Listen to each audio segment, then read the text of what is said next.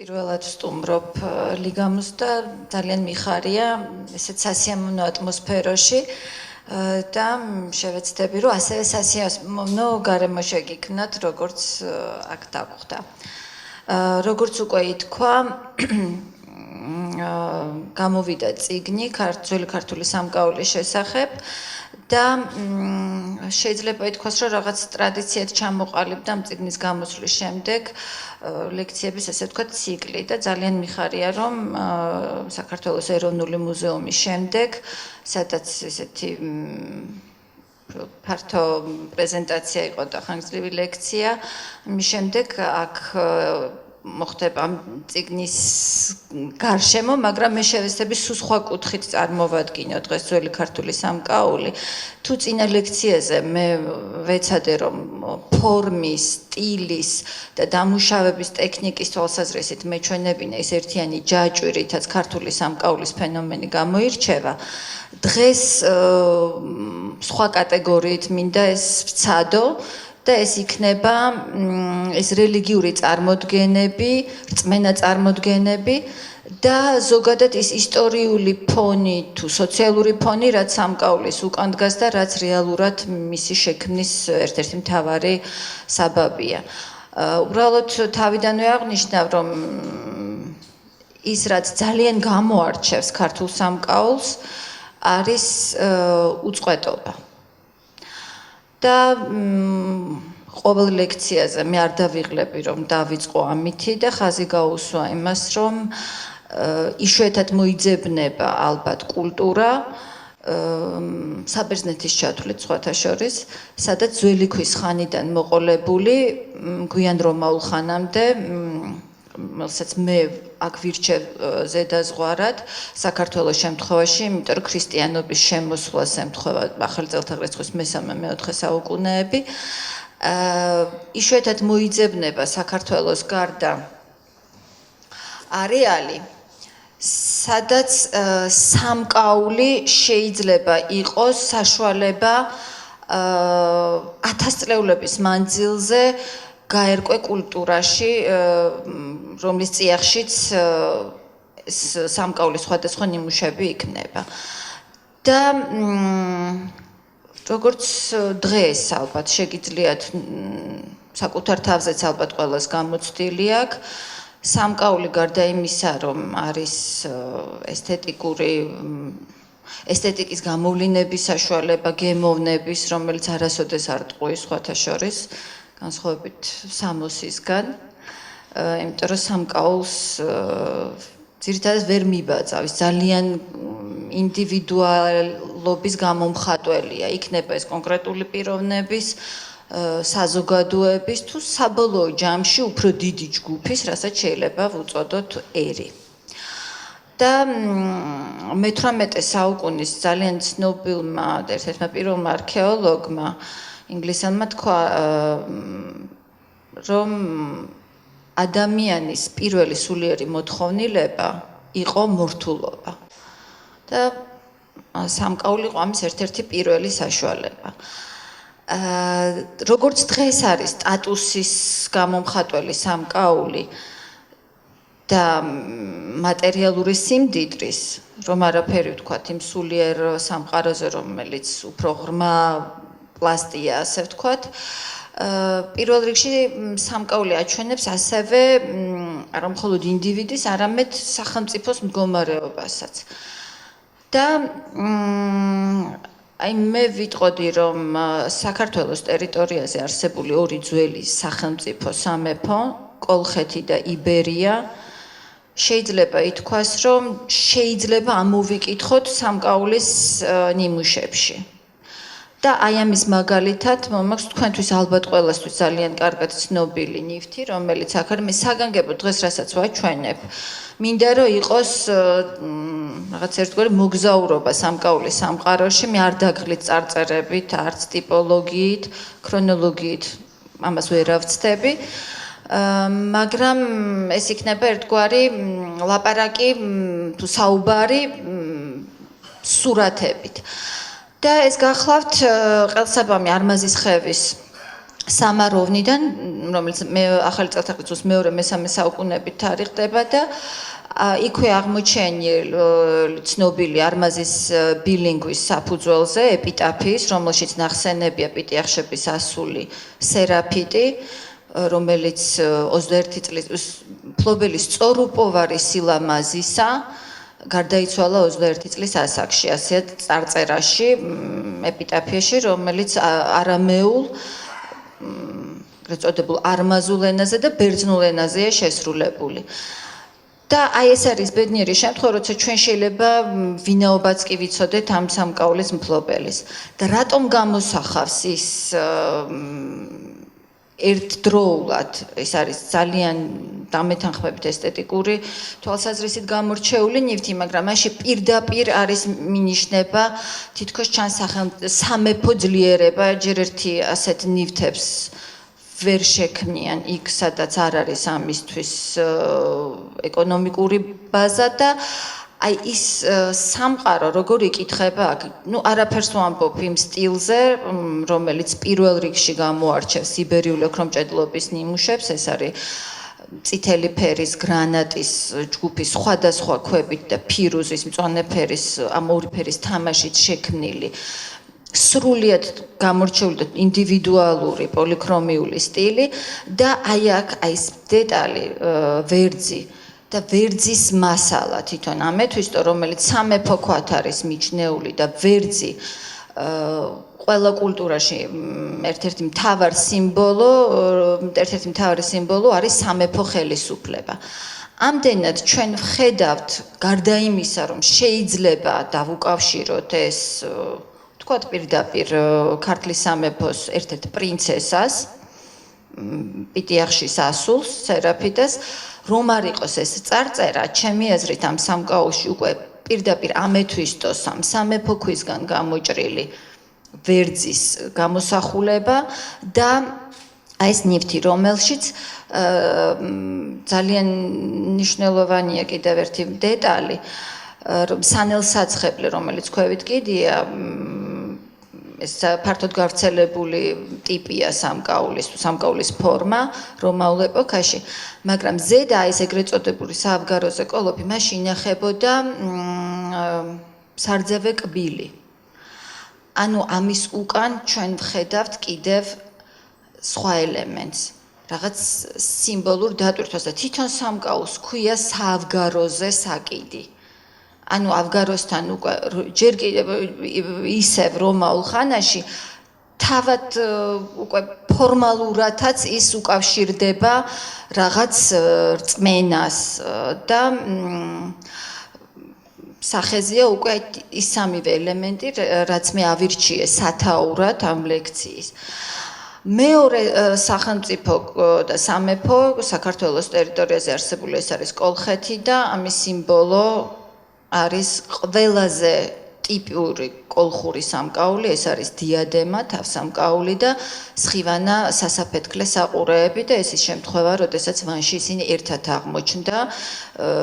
ერთ-ერთ სამარხში, მეექვსე სამარხში, რომელიც კოლხ წარჩინებულ ქალს ეკუთვნოდა. და ჩვენ ვხედავთ პირდაპირ, როგორც კი შეხედავთ, თითქოს ვუყურებთ მზეს, რომ არაფერი ვთქვათ ოქროზე, რომელიც მზის ლითონია და სხივანა საყურე თავისთავად, რომელსაც სხივის გაშლილი სხივების გარდა მართლა მზის ასოციაციას იწვევს. ის გამოსახულებები, რომელიც ამ დიადემის გარდა ვანის სხვა მეორე დიადემაზეც გვხვდება, სადაც ცხოველთა ბრძოლის სცენებია გამოსახული და ყოველთვის ორი ლომი იმარჯვებს ცხოველზე, ამ შემთხვევაში ტახზე, ხოლო მეორე შემთხვევაში ჯიხზე და რატომ? ლომი პირდაპირ ნიშანია, პირდაპირ გამოვლინებაა ხელი ძალაუფლების და ასევე მზის, როგორც ცნობილია. მაგრამ რა გზა გაიარა ქართულმა სამკაულმა, რომ აი შეექმნა ეს მე მხოლოდ ორი მაგალითი მოვიყვანე, რომელშიც შეიძლება სამივე კომპონენტი ამოვიკითხოთ. რელიგიური რწმენა წარმოდგენა, სოციალური სტატუსიც და თვითონ სამეფოს ძლიერება. ეს საკმაოდ ხანგრძლივი გზა იყო, და როგორც თქვით, ვართ განებივრებული იმით, რომ მოყოლებული ქვის ხანიდან ჩვენ შეგვიძლია უწყვეტად ვადევნოთ თვალი სამკაულის ფენომენის განვითარებას საქართველოს ტერიტორიაზე. და მე წარმოგიდგენთ ერთ-ერთ უძველეს სამკაულს. შეიძლება დღეს ვინმე თანამედროვე და სხვათა შორის ალბათ სტუდენტებს ყველაზე მეტად ძალიან მოეწოდოთ ეს სამკაული. მე ალბათ სტუდენტობის პერიოდში რაღაც აქტუალურადაც მივიჩნევდი ამას, იმიტომ რომ თუ დააკვირდებით, აქ საკმაოდ გააზრებულად არის ხაზები ამოკვეთილი, მაგრამ ეს არის ქვის ხანის, ძველი ქვის ხანის დაახლოებით 25,000 წლის სამკაული, რომელიც საგვარჯილეს მღვიმეში აღმოჩნდა. და ძალიან მინდა გავამახვილო ყურადღება გარდა იმ ორ ურთიერთგადამკვეთ დიაგონალურ ხაზებზე, ქვევით, აი დააკვირდით როგორ არის შეჭრილი სამკაული ქვევით, თითქოს იმ ხაზების პარალელურად, როგორ შეიძლება ეს იყოს შემთხვევითი. და ეს თუ ქვის ხანის ადამიანმა გააკეთა, საგანგებოდ გახვრიტა, დაამუშავა ძვალი, ამოკვეთა ძვალზე ეს ხაზები. და სხვათა შორის ეს არ არის ერთადერთი შემთხვევა. კავკასიაშიც არის მსგავსი ასეთი ხაზებიანი ძვლის ფირფიტა და საქართველოში კიდევ ერთ მღვიმეში დასტურდება მსგავსი ტიპის. ანუ ეს არ არის ეპიზოდი. და არც უნდა იყოს გასაკვირი, იმიტომ რომ ის იყო ადამიანი, რომელიც მოძრაობდა სივრცეში და მისთვის იყო ძალიან აქტუალური, ალბათ სივრცე, შიში, როგორც ნებისმიერი ადამიანისთვის და ეს ორი ურთიერთგადამკვეთი დიაგონალური ხაზი ჩვეულებრივ მიჩნეულია, ესე ვთქვათ, სამყაროს 4 მხარეთ და ეს შეიძლება ინსტინქტიც კი დავინახოთ და ეს არ არის ჩემი მოსაზრება, ეს ეკუთვნის ამ არაჩვეულებრივი არქეოლოგიური პალეოლითური ძეგლის გამთხრელებს. ქალბატონ ნინო ჯაყელს და თენგო მეშველიანს და ბარიოზას, ძალიან ცნობილ ქვის ხანის სპეციალისტს, რომლებმაც სწორედ შეიძლება ითქვას, რომ ეს ერთ-ერთი იშვიათი შემთხვევა, როდესაც ქვის ხანის სამკაულზე შეიძლება იკონოგრაფიული კვლევაც კი ჩატარდეს და რაღაც სიმბოლიკა დავინახოთ. ამისი არ უნდა შეგვეშინდეს, მე მგონი, იმიტომ რომ საქმე ეხება ადამიანის სამკაულს, არაპრაქტიკული დანიშნულების ნივთს. და დღეს ძალიან ბევრს კამათობენ, რომ ქვის ხანის ნივთები, რომლებიც ხშირად ღილებად ან ავგაროზებად არის მიჩნეული, რამ უბიძგა ადამიანს პირველად შეექმნა და გამოეყენებინა ნიჟარები თუ ქვები და გაეხრიტა და დაემუშავებინა. იყო ეს შიში რაღაც ბოროტი ძალების და თავიდანვე ავგაროზის ფუნქცია ჰქონდა, თუ პრაქტიკული დანიშნულება მაგალითად შესაკრავი. მაგრამ ამ შემთხვევაში დამეთანხმებით, რომ პრაქტიკული დანიშნულება ძალიან შორს არის, იმიტომ რომ ეს აშკარად საკიდია საგანგებოდ გახვრედილი. ნეოლითი, ესე იგი, პირველი ეტაპი არის ძველი ქვის ხანა, შემდეგ უკვე ნეოლითის ეპოქაში ჩვენ გვაქვს სამკაულის ძალიან ბევრი ნიმუში და სხვათა შორის ეს არის ეპოქა, როდესაც ძველი წელთაღრიცხვის მე-7-მე-5 წლებში ჩვენ მე-5 წლებში ძველი წელთაღრიცხვის ჩვენ უკვე გვაქვს ლითონის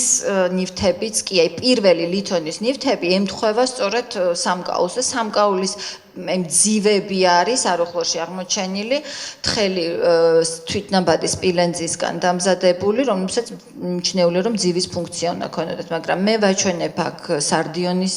საკიდებს და ძალიან მნიშვნელოვანია, რომ აი ნეოლითის ეპოქაში უკვე ისევე როგორც სხვა კულტურებში საქართველოს ტერიტორიაზეც ოღონდ ძალიან აქტიურად ხდება სარდიონის გამოყენება, აი არჩევანი თვითონ.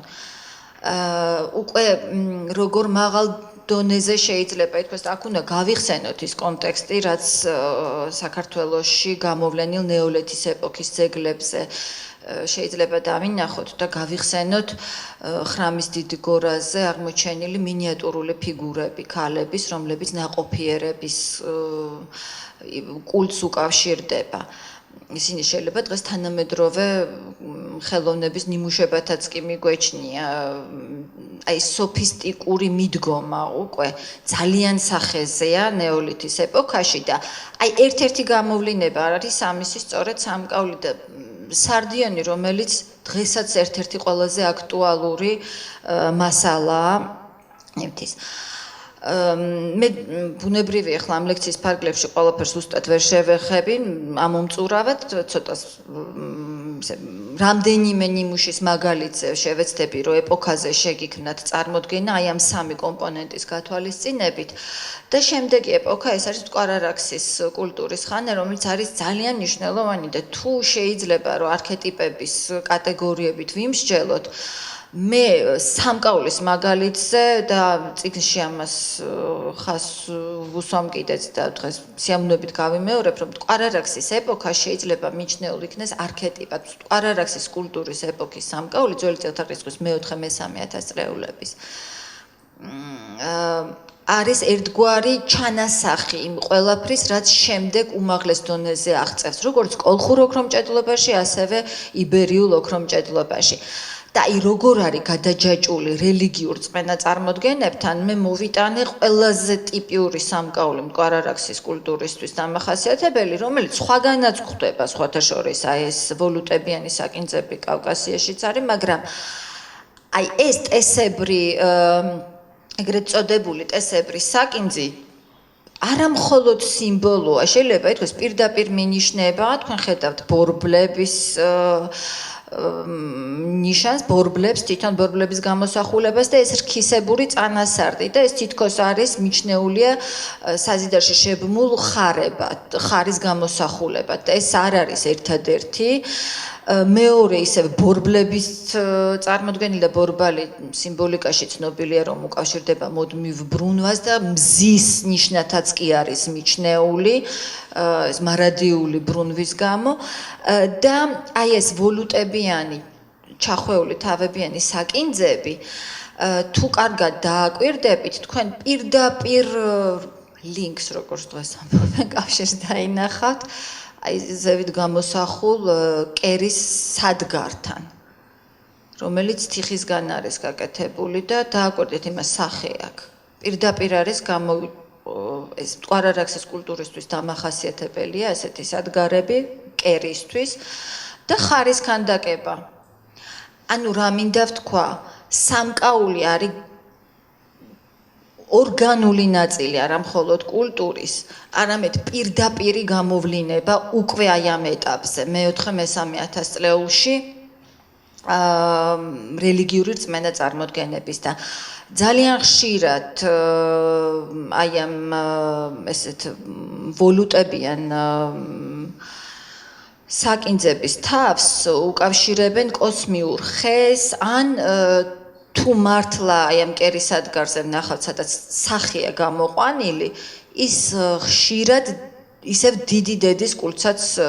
კი უკავშირდება. და ხედავთ ეს ფორმა თვითონ როგორი ნიშანია, ეს სპირალები და ორი ვოლუტი არის ერთგვარი ნიშანი მტკვარ-არაქსის კულტურის ეპოქის, რომელიც კერამიკას ვერ ნახავთ,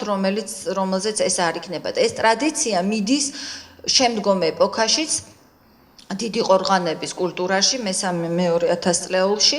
და რაც ძალიან მნიშვნელოვანია მე ვახსენე რომ ამ ტიპის საკინძები არსებობს სხვაგანაც მაგრამ ჩვენ ნახავთ როგორც კი ოქროს დამუშავება იწყება და თქვენთვის ცნობილია ყველასთვის რომ ოქროს მოპოვება საქართველოში სწორედ მტკვარ-არაქსის ეპოქაში იწყება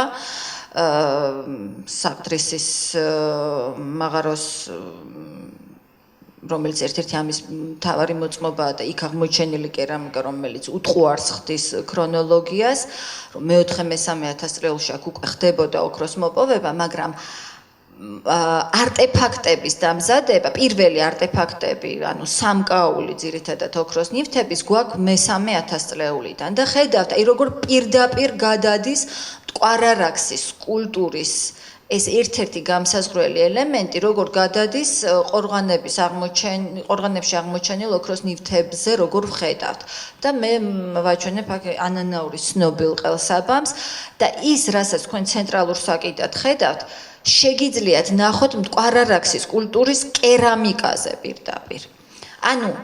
მემკვიდრეობითობა მტკვარ-არაქსის კულტურის და ადრეული ყორღანების ყველაზე კარგად ჩანს ოქროს ნივთებში, რომლებიც აღმოჩენილია ადრეული ყორღანების ჯგუფში, განსაკუთრებით კახეთის ყორღანებში და ასევე აი ამ ბედენის ცნობილ საკინძზე. ეს არის ერთი ფორმის გადატანა უკვე როგორ ხდება და დამუშავება და აი ეს შემთხვევით არ მithქვამს, რომ ანანაურის ყელსაბამის ცენტრალური საკიდი ერთ შემთხვევაში ერთ-ერთშიც კი მე სამწუხაროდ ახლა აღარ გადავტვირთ ეს მტკვარ-არაქსის კულტურის ერთ-ერთ კერამიკულ ჭურჭელზე პირდაპირ ეს ორნამენტია გამოსახული. ანუ რა მინდა ამითი ვთქვა, რომ ეს ადგილობრივი წარმომავლობის ერთ-ერთი უტყუარი საბუთია, მით უმეტეს რომ დღეს უკვე ადრეული ყორღანების აღმოჩენილ ოქრომჭედლობის ნიმუშების ადგილობრივ წარმომავლობაში ეჭვი არავის ეპარება, იმიტომ რომ ჩვენ გვაქვს უკვე ნამოსახლარი თანადროული, რაც იშვიათი შემთხვევაა და ეს უკვე აბსოლუტურად უტყუარს ხდის, რომ ყორღანებში დაკრძალულია ეს მაღალი სტატუსის მქონე ადამიანები აქვე ცხოვრობდნენ და ეს არ არის მხოლოდ მოსული რაღაც კულტურა. და ჯერ ისევ მტკვარ-არაქსის კულტურის ეპოქაში ვარ და მე გაჩვენებთ, აი მტკვარ-არაქსის კულტურის ეპოქაში უკვე ჩანს, ეს არის ალბათ ერთ-ერთი უმნიშვნელოვანესი ნივთი ქართულ არქეოლოგიაში, ეს არის ქვაცხელების ძეგლზე აღმოჩენილი დიადემა და აბსოლუტურად ნათელ კონტექსტში სამარხში აღმოჩნდა ქალის, რომელსაც შუბლზე ჰქონდა და სხვათა შორის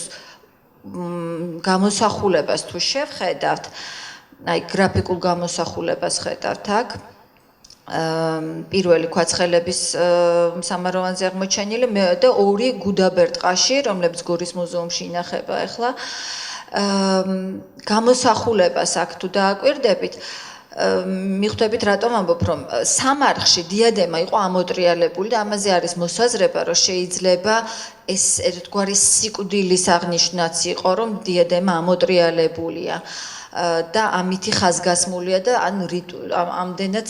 აღმოჩენის კონტექსტში შეიძლება რაღაც უკვე რიტუალი დავინახოთ, მაგრამ რა ჩანს ამ დიადემაზე და ასევე გუდაბერტყას ორ დიადემაზე. შუაში ვხედავთ წრეს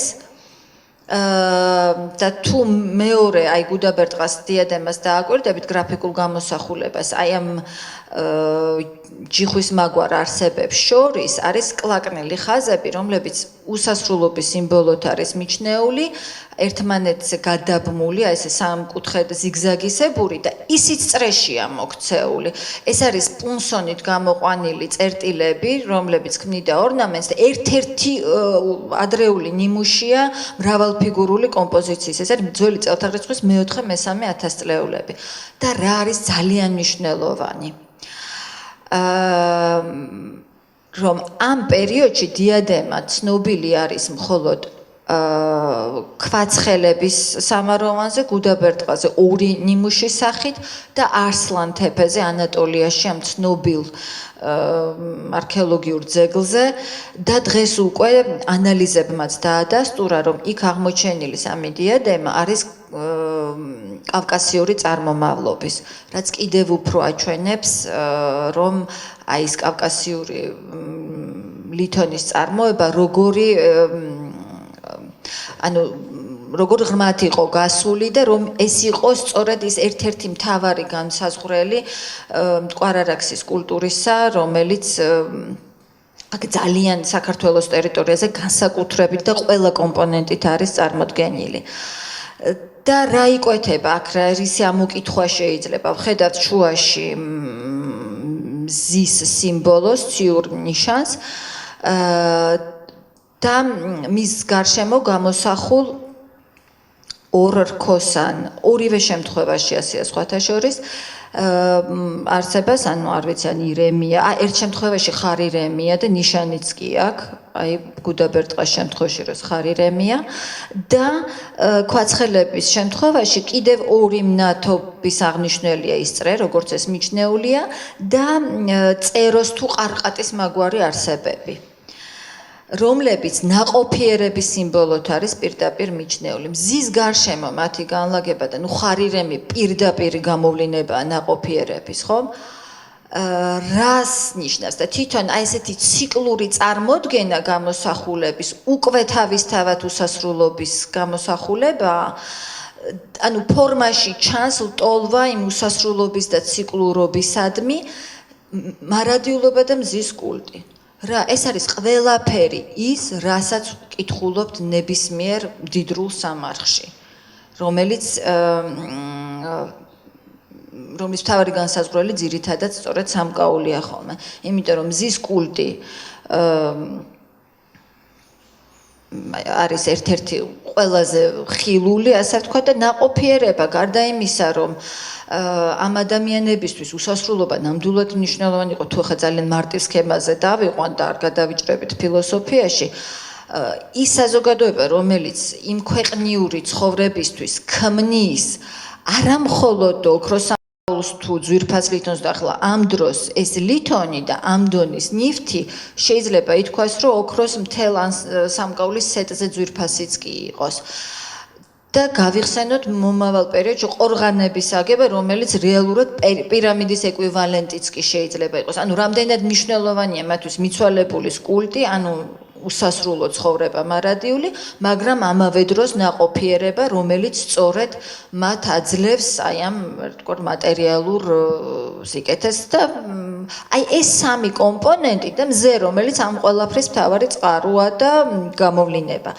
ეს ყველაფერი უკვე ჩანს მტკვარ-არაქსის კულტურის ეპოქის სამკაულში. და როგორც გითხარით, აი დიადემა და უბრუნდები ეს ფენომენი, რომ მზის ნიშანი და მზის სიმბოლო იყოს გამოსახული, გადადის ძალიან დიდი ხნის შემდეგ, 1000 წლეულების შემდეგ,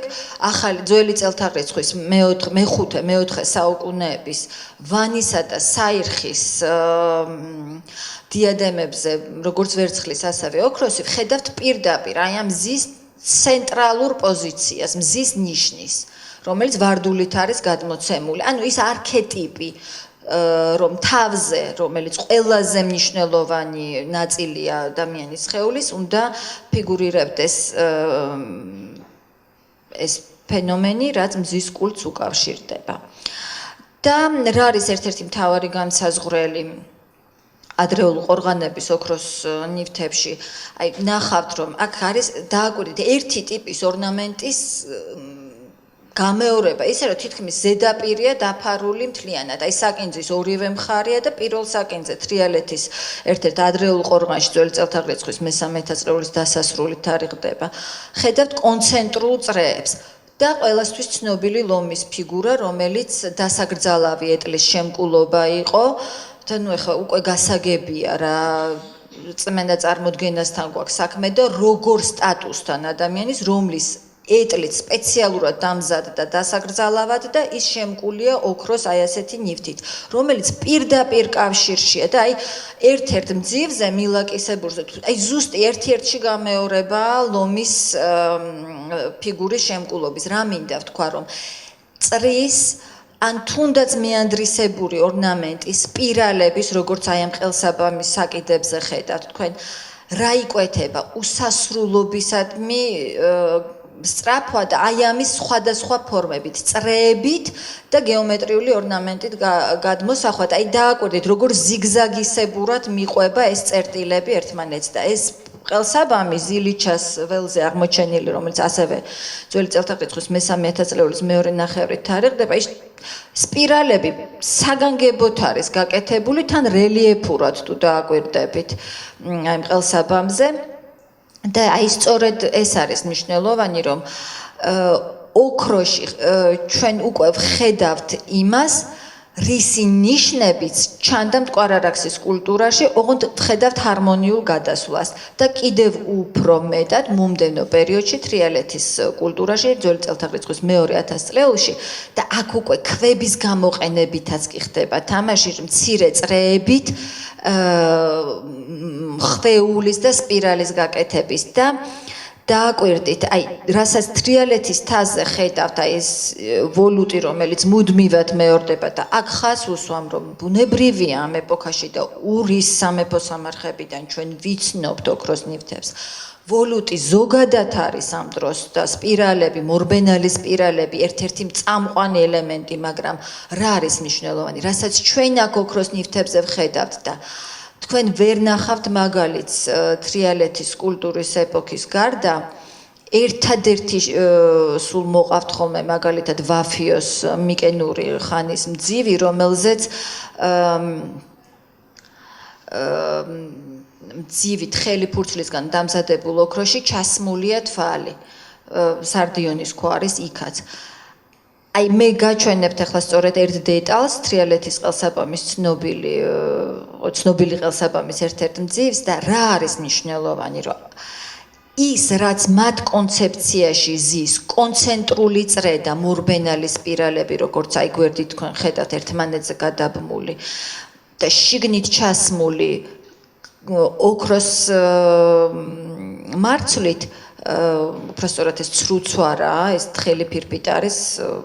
ესე ვთქვათ, შიგნიდან თეგვით გამოყვანილი და აქვს ცვარას ეფექტი. და მძივზე, როდესაც უკვე ნამდვილი ცვარაა. აი ის რაც ოქროშია, პატარა წრე, მერე კიდევ მის გარშემო, ანუ კონცენტრული წრეები, ამას ათამაშებენ უკვე სპირალთან კომბინაციაში ქვებით. ეს ის პირდაპირ ზუსტად ჯდება იმ კონცეფციაში, რაც არის თრიალეთის კულტურის ერთ-ერთი მთავარი განსაზღვრელი. თუ კი ორმაგი ვალუტები იყო, რომელიც მტკვარ-არაქსიდან გადმოყვა და ვნახეთ ადრეულ ყორღანებში, თრიალეთში უცებ შემოდის კონცენტრული წრეების მეშვეობით, აი ეს ფორმა ხდება წამყვანი ოქრომჭედლობაში და პირდაპირ ანარეკლს ხედავთ ჩვენ სხვათა შორის ისევ კერამიკაზე, რომელიც ძალიან მნიშვნელოვანია.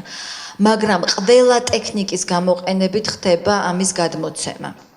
და პირდაპირი გამოვლინება, ეს ერთ-ერთი ყველაზე გავრცელებული სამკაულის ფორმაა სასაფეთქლე ხვიები, მაგრამ თრიალეთის შემთხვევაში, ის ცნობილია ახლო აღმოსავლეთიდან, კავკასიაში, მაიკოპის კულტურაშიც ძალიან ხშირად ხდება, მაგრამ რა არის მნიშვნელოვანი, რომ თრიალეთის ყორღანებში ჯერ ისინი ძალიან მასიურია, აი დააკვირდით, მე ერთ-ერთ ნიმუშს გაჩვენებ და რომ დავუბრუნდეთ, რომ სტატუსის, რომ განსაკუთრებული სტატუსის მქონე ადამიანის ნივთი იყო, მაშინ მოთავსებულია პატარა ბურთულები, რომელიც ჟღერადობას იძლევა. და ასეთივე ბურთულები იყო სხვათა შორის ერთ-ერთ კვერთხის თავში. და სხვათა შორის აქ კიდევ კვერთხებიც ერთ-ერთი მთავარი და სტანდარტები, მთავარი განსაზღვრელი ნიშანია თრიალეთის კულტურის და ხედავთ იგივე ორნამენტს, სპირალებს და ჩახვეულ ვალუტებს, ოღონდ ყოველთვის ციკლურად. აი ერთმანეთზე გადაბმულს. და აი მძივზე, აი ამ მცირე ზომის მძივზე ხედავთ, რომ კონცენტრულ წრეს როგორი ხაზგასმა აქვს, გაკეთებულია სპირალი რამდენიმე ხვეულით და მერე შიგნით არის კიდევ ჩასმული მარცვალი, თუ აკვირდებით და აი ამ წარმოდგენების, ამ კონცეფციის დავანებოთ თავი წარმოდგენებს ამოვიკითხავთ თრიალეთის ცნობილ ყელსაბამზე, რომელსაც ძალიან ბევრი გვედავება, რომ ეს ურუქის ყელსაბამია, მაგრამ აი სწორედ ის ორნამენტული სახეების გამოყენების სისტემური ხასიათი, მათი კავშირი კერამიკასთან, ლოგიკური გადაბმა და ის, რომ ამ ტიპის მძივი და საკინძის თავები თრიალეთის სხვა ყორღანებში გვხვდება,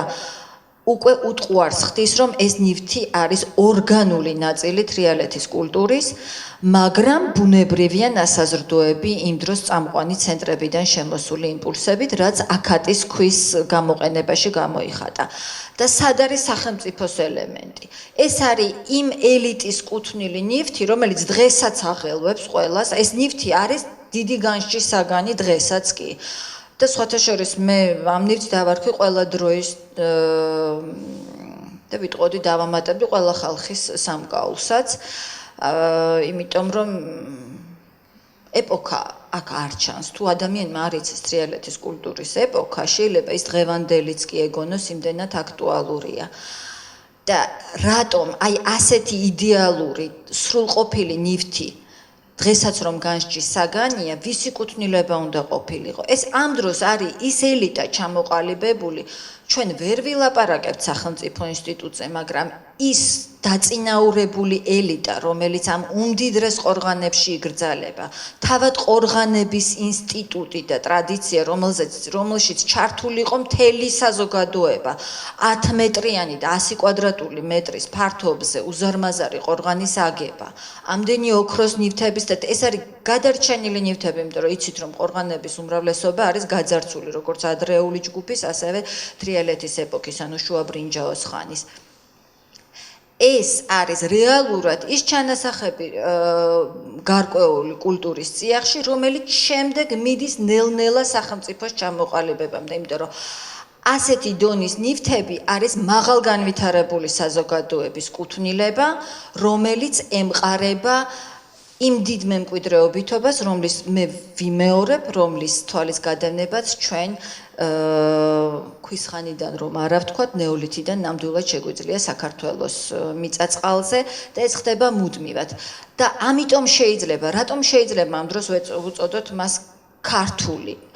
იმიტომ რომ ეს არის ამ ერთ მცირე ტერიტორიაზე აღმოჩენილი და სწორედ ის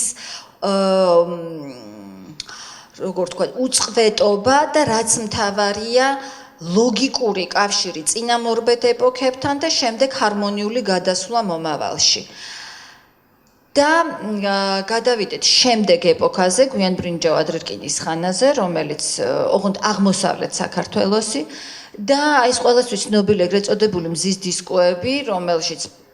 პირდაპირ სახელი ტყუილად არ ეწოდა, ყველა ენაზე ესენი ასე იწოდება, მესხეთში აღმოჩენილი, ქურუმი ქალების სამარხებში აღმოჩენილი ნივთები და ხედავთ თქვენ აი ამ მეანდრისებურ ორნამენტს, რომელიც პირდაპირ მიჩნეულია უსასრულობის სიმბოლოდ, თავად ეს დისკო, რომელიც ჭვირული დისკოები, რომლებს და ამაზე თეორიებიც კი არის, რომ ეს შეიძლება რაღაც კალენდარიც იკითხებოდეს, ახლა მე არ გადავალ ესეთ სიმბოლიკაში, უბრალოდ ვიტყვი, რომ არქეოლოგიურად ეს არის ერთ-ერთი კომპონენტი გვიანბრინჯაო ადრერკინის ხანის აღმოსავლეთ საქართველოში გამოვლენილი სხვადასხვა კულტურების და განსაკუთრებით სამცხე-ჯავახეთის ტერიტორიაზე გამოვლენილი კულტურის განსაზღვრელი და ეს სამკაული არის ძალიან ბევრი მტკმელი და მე აი გამოგიტყდებით და გუშინ როცა ამ ლექციას ვამზადებდი, მაშინ ეს ექსპრომტად მომევიდა იდეა, რომელიც პირველად მინდა გაგიზიაროთ. პირველად დავინახე, იცით, ქართული სამკაული იძლევა ძალიან კარგ შანსს ასოციაციური აზროვნების. და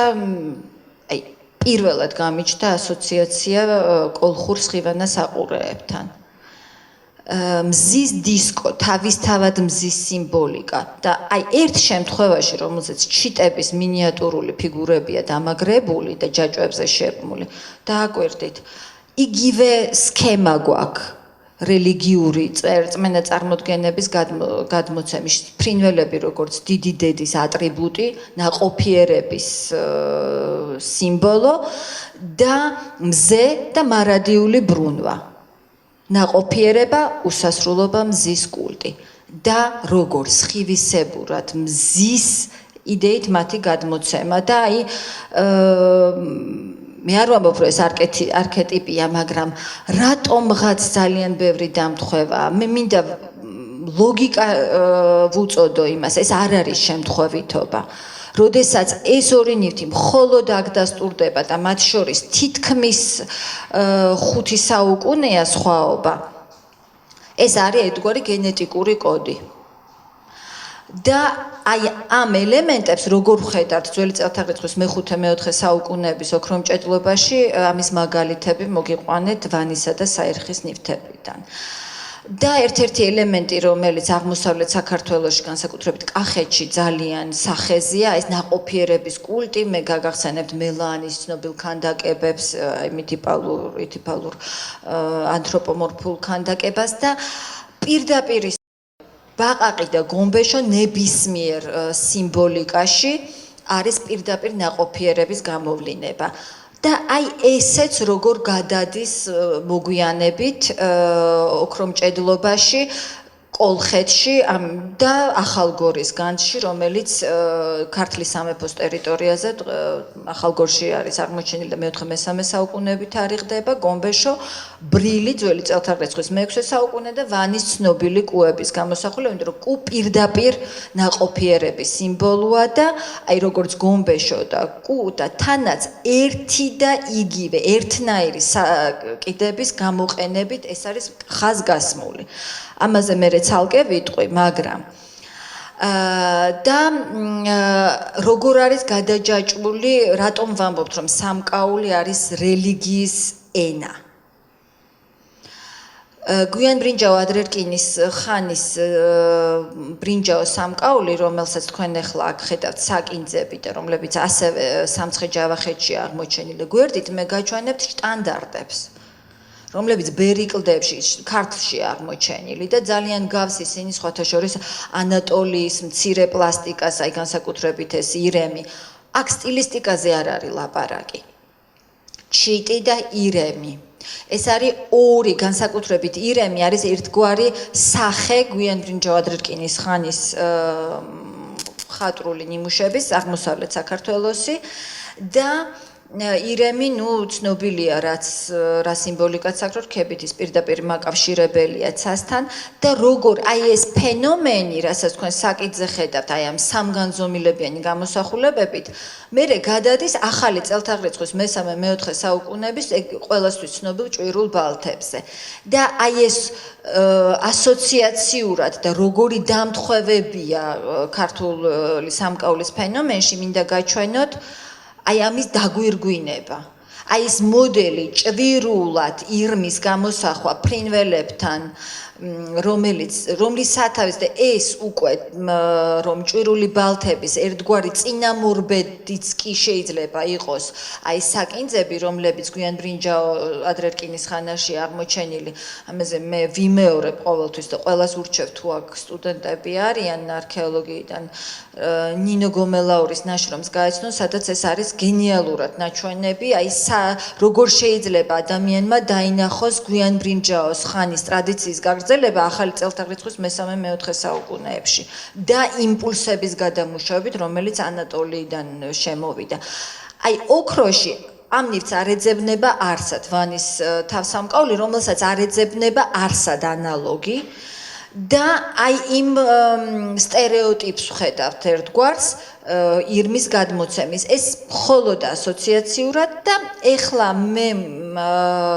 აი ეს ერთ-ერთი ეტაპი გვიანბრინჯაო ადრერკინის ხანა მინდა აღმოსავლეთ საქართველოს დავასრულოთ, გადავიდეთ ეხლა სამკაულის განვითარების მეორე ეტაპზე, უკაცრავად შემდეგ ეტაპზე, კოლხეთი, კოლხური ბრინჯაოს კულტურა და აი აქ თქვენ ხედავთ კოლხური ბრინჯაოს კულტურის ერთ-ერთ მთავარ განსაზღვრელ ნიშანს, კოლხური ცულის გრაფიკულ გამოსახულებებს და შეიძლება ითქვას ის მიჩნეულია კიდეც ეთნიკურ ნიშნად და დღეს უკვე არავინ აღარ დაობს რომ მას ქვია არა ყობანური, არამედ კოლხური ცული და მისი მოტივი ეს ცხოველები, რომელიც ხან გელია, ხან ძაღლი, ხან ურჩხული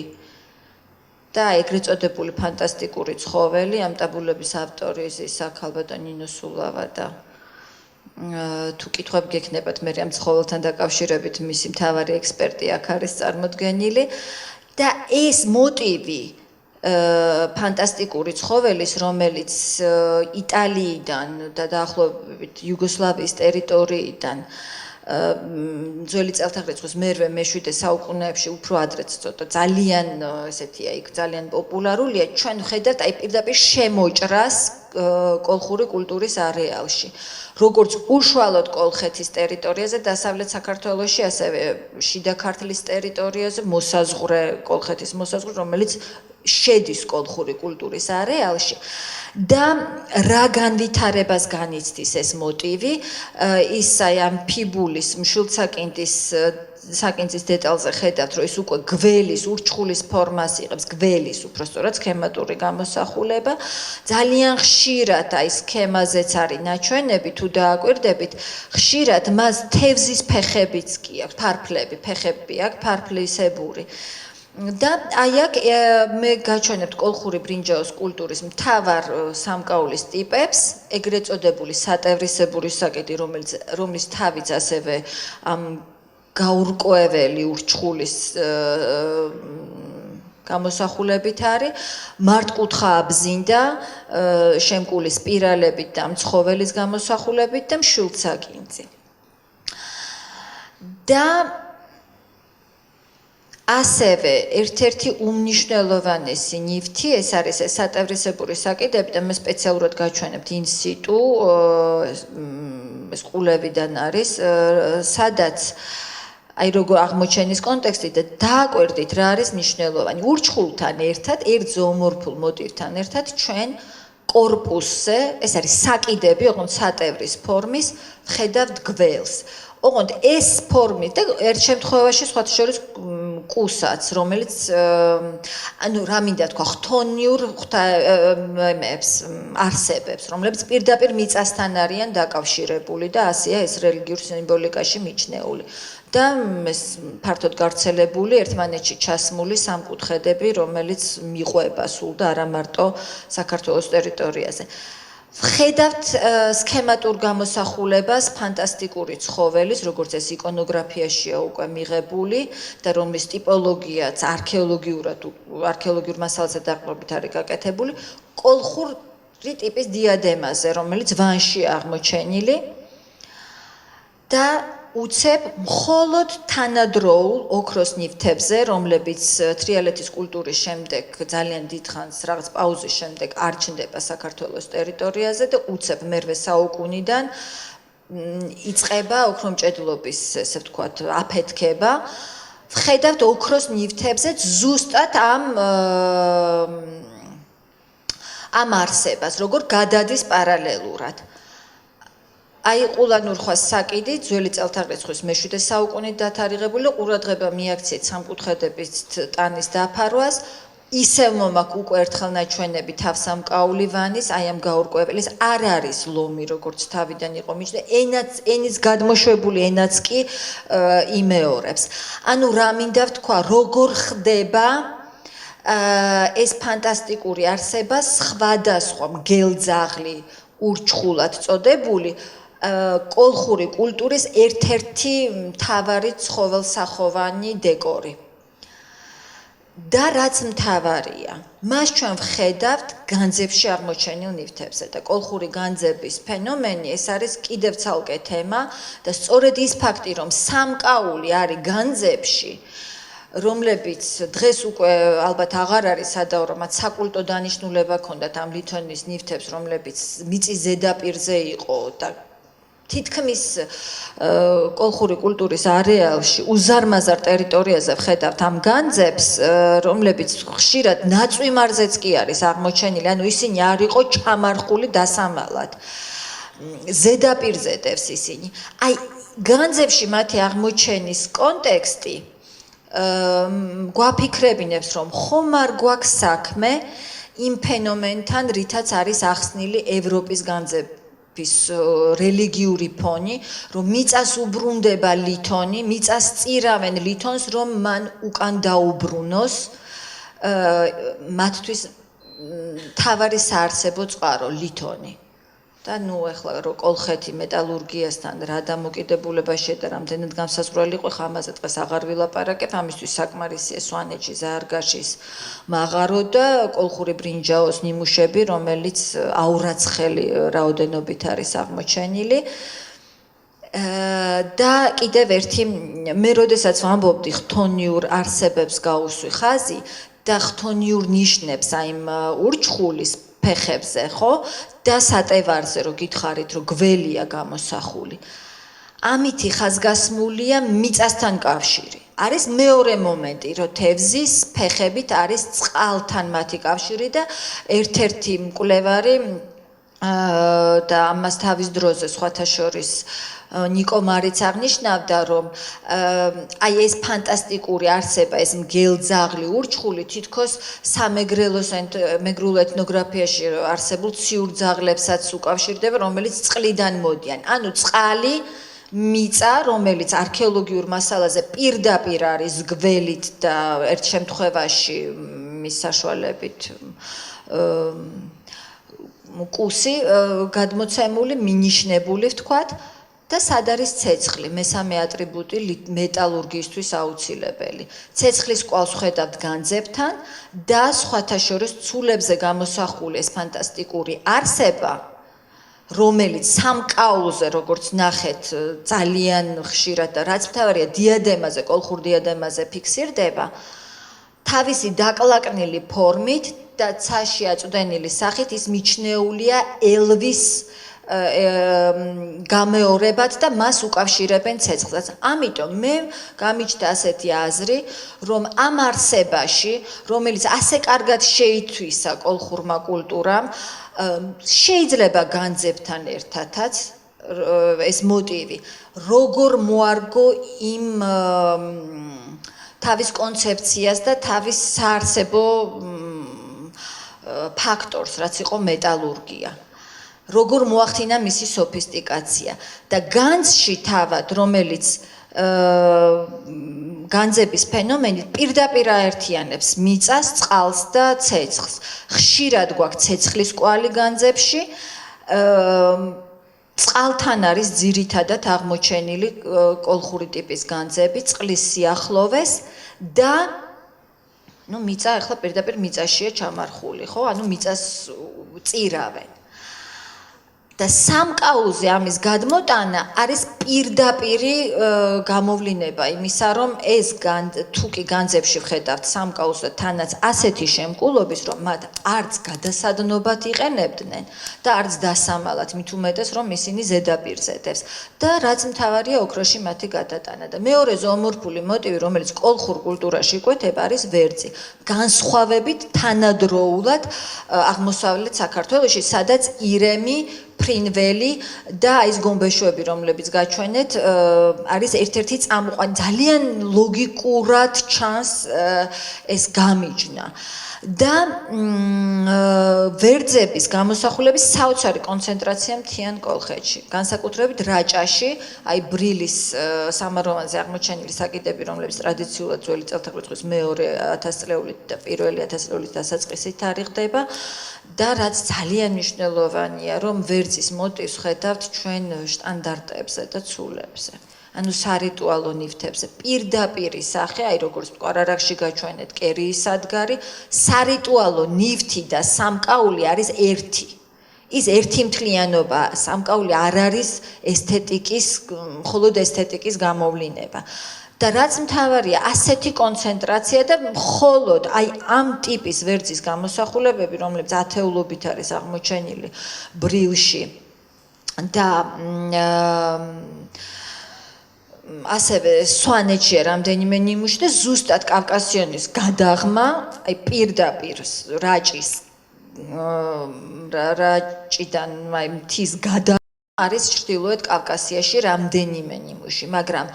ბრილის შემთხვევაში ჩვენ შეგვიძლია ვილაპარაკოთ, რომ ეს ნამდვილად ორგანული ნაწილი, იმიტომ რომ რაჭა ცნობილია რისი წყაროა, რაჭა სვანეთი იყო მკვებავი კოლხეთის, მეტალურგიის, ვახსენე მაღარო და ერთ-ერთი მთავარი დასტური, რაშიც ისევ სამკაული დაგვეხმარა, ეს არის მინისებური მასა, რომლითაც ინკრუსტირებულია ეს ნივთები. რეალურად მინანქარი ქვია ამას, მინისებურ მასას, რომელიც პირდაპირ კავშირში, სადაც არ არის მეტალურგია, იქ მინანქრის და ამას მე-19 საუკუნეში უკვე კონდაკოვას ნაშრომი, რომელიც ძალიან ცნობილია, იქ ლაპარაკია, რომ კავკასიის მთებში მინანქრისადმი ინტერესი, მინანქრის ფენომენი უკვე ჩნდება ბრინჯაოს ბრინჯაოს ინკრუსტირებულ ნივთებში. მაგრამ რა სადა გვაქვს ისევ მოვშორდებით თევა იმ კომპონენტი სახელმწიფოზე შეგვიძლია უკვე ვილაპარაკოთ კოლხური ბრინჯაოს კულტურის შემთხვევაში, იმიტომ რომ ძველი წელთაღრიცხვის მერვე საუკუნე შეგახსენებთ რომ არის ეპოქა, როდესაც პირველად ბერძნულ წყაროებში იხსენიება რომ არაფერი ვთქვათ ჰომეროსის მინიშნებებზე, არგო ყველასთვის სანუკვარი, აიეტი დავანებოთ თავი მიკენურ წარწერებში ან ურარტულ წარწერებში კოლხეთის წაკითხვის სხვადასხვა ვერსიებს პირდაპირ ევმელოს კორინთელი გვაძლევს ამის პასუხს მერვე საუკუნეში ის ახსენებს კოლხეთს როგორც პოლიტიკურ ერთეულს და არგონავტების მითთან კავშირში ეს ისევ შეტყუპებული ვერძი, ესეც ძალიან უცნაური ინტერპრეტაცია ვერძის, რომელიც არ ვიცი თუ სადმე იცით ამის ანალოგი მითხარით და აი ეს ძალიან უცნაური ისევ დამთხევა. ბრილიდან და უშგულიდან ცნობილი და ასევე ჩრდილოეთ კავკასიაში ერთი ეგზემპლარის სახით ცნობილი ვერძის ქანდაკება, რომელსაც რატომაც დამკვიდრდა რომ ცხვარჩიტას ეძახიან, მაგრამ ნუ არანაირი ფრთები აქ არ არის, უბრალოდ ფორმა აქვს ესეთი კონუსიზებული თითქოს ჩიტის ტანის, სტილიზებული, მაგრამ დამეთანხმეთ ვერძის გამოსახულება. პირდაპირ ანალოგს ვხედავთ ოქროში გადადის ეს მოტივი და ამის დასტურია საერხის მეხუთე სამარხში აღმოჩენილი მეოთხე საუკუნის კოლხური ტიპის სასაფეთქლე. და რატომ გავუსვი ამ ცხოველსახოვან ორი მოტივი იკვეთება ვერძი და აი ეს ურჩხული რომელიც შემდეგ იღებს გველის ფორმას იკონოგრაფიულად მისი ტრანსფორმაციის შედეგად ჩვენ ვხედავთ როგორ გადადის და განსაკუთრებით სამკაულზე ფიბულებზე დიადემაზეც კი ნახავთ რომ ის იღებს გველის ფორმას და პირდაპირი ნიშანი ის სატევრისებური საკიდი სადაც ურჩხულის ტანზე გველია გვაქვს კოლხეთში ასევე იშვიათი შემთხვევა ნოქალაქებში აღმოჩენილი თიხის ორპროტომიანი ვერძის ფიგურები, რომელსაც ტანზე აქვს სამკუთხა თავიანი გველი. რა ასოციაციას იწვევს ეს ყველაფერი თქვენში? მივედით არგონავტების მითთან? ურჩხული საწმისის მცველი, ვერძების კონცენტრაცია. არ არის ასეთი ტიპის, არა მხოლოდ ის, რომ ისინი უნიკალურია და ტიპოლოგიურად სხვა არის და ეხლა ეს არ არის კლასიკური გამოსახულება ვერძის. ოქროში მათი გადატანა, თუნდაც ასეთი უჩვეულო იკონოგრაფიული ტიპის და რაც მთავარია მთიან კოლხეთში, მეტალურგიის პირდაპირ გულში. ანუ კოლხური სამკაული არის ერთ-ერთი წყარო რელიგიური რწმენა წარმოდგენების ვამბობ ბრინჯაოზე და ამავე დროს ანარეკლი მითისა, რომელიც პირდაპირ კავშირშია კოლხეთის სამეფოსთან, კოლხეთის სახელმწიფოსთან. და ვახსენეთ რომ ის ცხოველის მოტივით შეიძლება იყოს დასავლეთიდან შემოსული, ფიბულაც მშვილდსაკინძი, მაგრამ ეს იყო მოყოლებული ნეოლითის ეპოქიდან ჩვენ ვხედავთ აქ როგორ არის გახსნილი, როგორ ყველაფრის აბსორბაცია შეწოვა ხდება, მაგრამ გადამუშავება და აი როგორ გადაამუშავა კოლხურმა კულტურამ გეომეტრიული ფენომენი, გეომეტრიზაციის, გეომეტრიული სტილი სამკაულში ჩანს ეს ყველაზე კარგად და საბერძნეთზე მეტად ერთგულება გეომეტრიული სტილისადმი და გეომეტრიზაციის კონცეფციისადმი ყველაზე კარგად ჩანს კოლხეთში კოლხურ კერამიკაში ამას დაინახავთ ძველი წელთაღრიცხვის მეოთხე საუკუნემდე და სამკაულშიც ამას მოგვიანებით გაჩვენებ და ვხედავთ აი როგორ გადადის პირდაპირ აი ეს იმპულსი რომელიც საბერძნეთიდან შემოდის ძველი წელთაღრიცხვის მერვე საუკუნეში და სხვათა შორის იქაც ამ დროს იწყება ოქრომჭედლობის აღორძინება სწორედ გეომეტრიული სტილის ოქროს სამკაულით ჩვენ აქ ვხედავთ ქრესტომატიულად შეიძლება აი მისი ერგეტის და მუხურჩის და სხვათა შორის ეს არის კალის შენადნობით გაკეთებული საკიდი ჭვირული რომელზეც ეს გადაბმული გეომეტრიული ორნამენტებია და რომბისებური აი პირდაპირ ხედავთ როგორ გადადის ოქრომჭედლობაში ეს მოტივი ნოსირის განძისში დადასტურებულ ნივთებზე და სხვათა შორის ანალოგიური ესეთი სვასტიკიანი ჭვირული საკიდი აღარ ვლაპარაკობთ აქ ცვარაზე და აი მართლა საოცარი სიზუსტით შედგენილ გეომეტრიულ ორნამენტზე დასტურდება ასევე ცაიში სამაროვანშზე და აი მართკუთხა აბზინდა რომელიც კავკასიური და კერძოდ კოლხური ბრინჯაოს კულტურის ერთ-ერთი განსაზღვრელი სამკაულია სახია იმისა როგორ გეომეტრიული მოტივი და ეს ფანტასტიკური მოტივი შეითვისა და გამოიყენა ის სამკაულის საკუთარ ფორმაზე და ოქროში რას ხედავთ? აი გეომეტრიული სტილის ასეთი სამკაული და ეს სამკაული აღმოჩენილია სიმაგრის ნამოსახლარზე ძველი წელთაღრიცხვის მე-6 საუკუნის და აი ზოომორფული მოტივი რითაც დაფარულია წინა მხარე სამკაულის მას უკავშირებენ ხარს მაგრამ ხა აღარ შეგაწყენთ თავს ძალიან კარგად თუ დავაკვირდებით მათში შეიძლება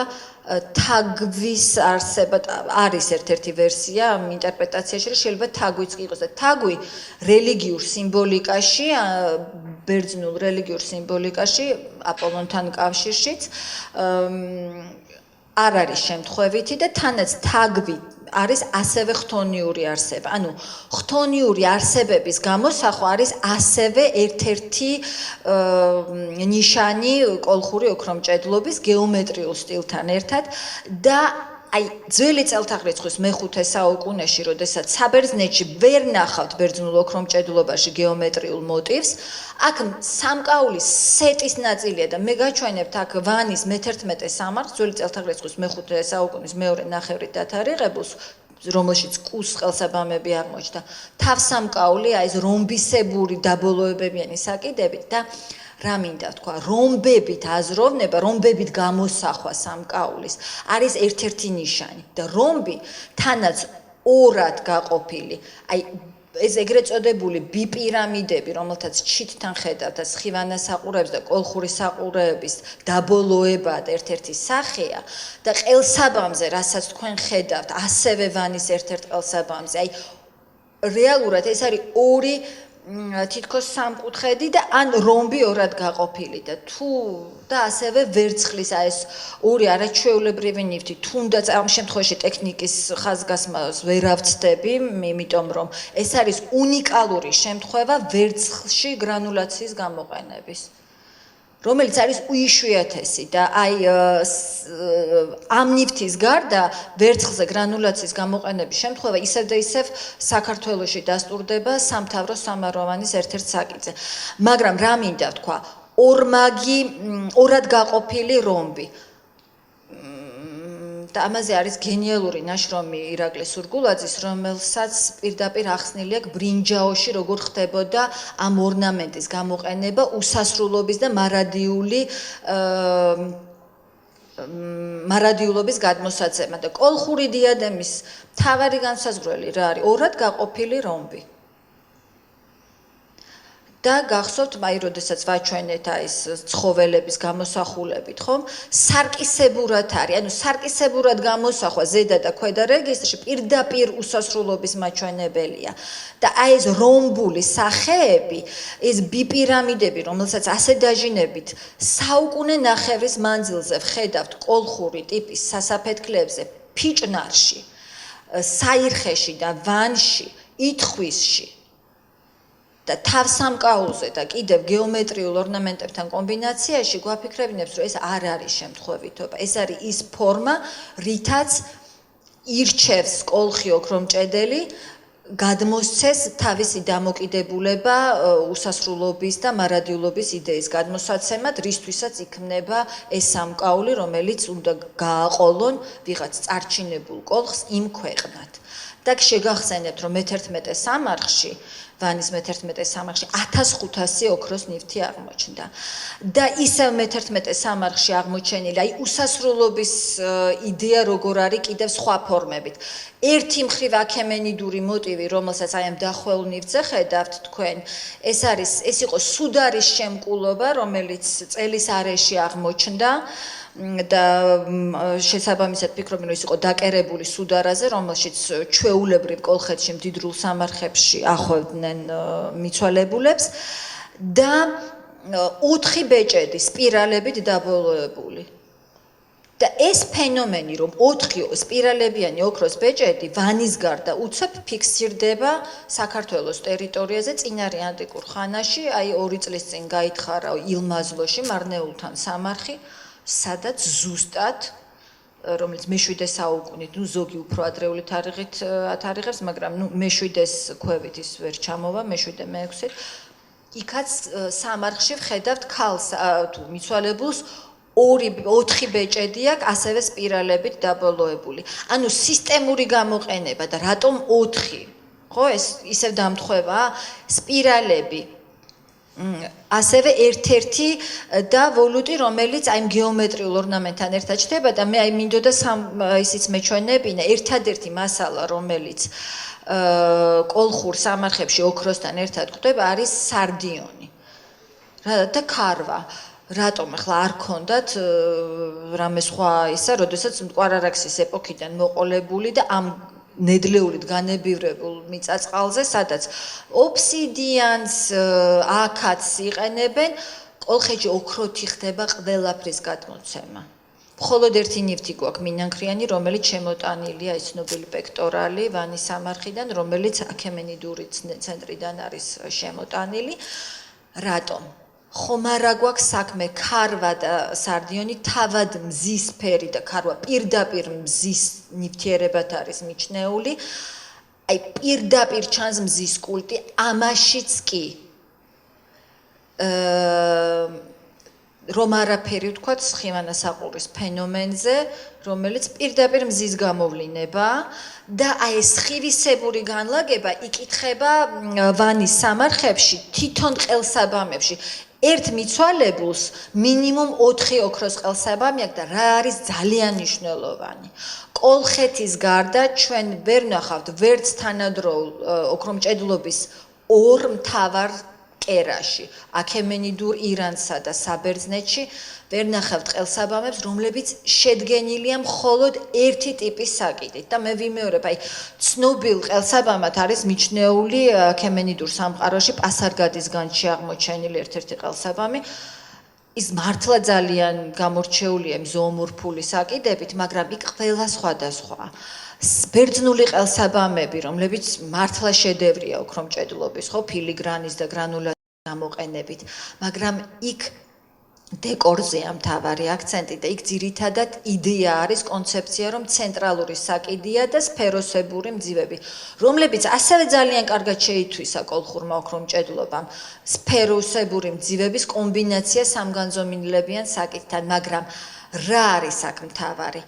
აქ ჩანს იდეოლოგია, რომ ერთი და იგივე საკითხში იდეაა ჩადებული. აი აქ ეს, რომელსაც სიმინდის ტაროსებური ქვია ფორმის გამო რეალურად, ეს არის პირდაპირ ნაყოფის სიმბოლო და ნაყოფიერების იდეა, რომელზეც ვლაპარაკობდით და რომელიც დედის კულტის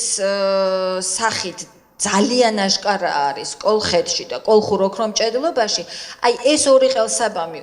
50 წლით მინიმუმ ერთმანეთისგან დაშორებულ 2 სამარხში აღმოჩენილი პირდაპირ გვაჩვენებს, რომ სხივისებურად განლაგება არის ძალიან მნიშვნელოვანი მათთვის, რაც სხივანასაყურეში გადმოიტანეს და თავად ნაყოფიერების იდეა, იმიტომ რომ ამ ყელსაბამთან ერთად მათ აქვთ არ ვიცი როგორი სპექტრი ზოომორფული საკიდებიანი ყელსაბამების, ჯიხვებით, ვერძით და მე ვლაპარაკობ, რომ ერთ სამარხში ასეთი რამდენიმე ყელსაბამი და სხვადასხვა ცხოველის და პირდაპირ როგორც ჯიხვი, როგორც ვერძი, ვერძზე ხლა აღარ გვინდა რომ მაინც და მაინც ისე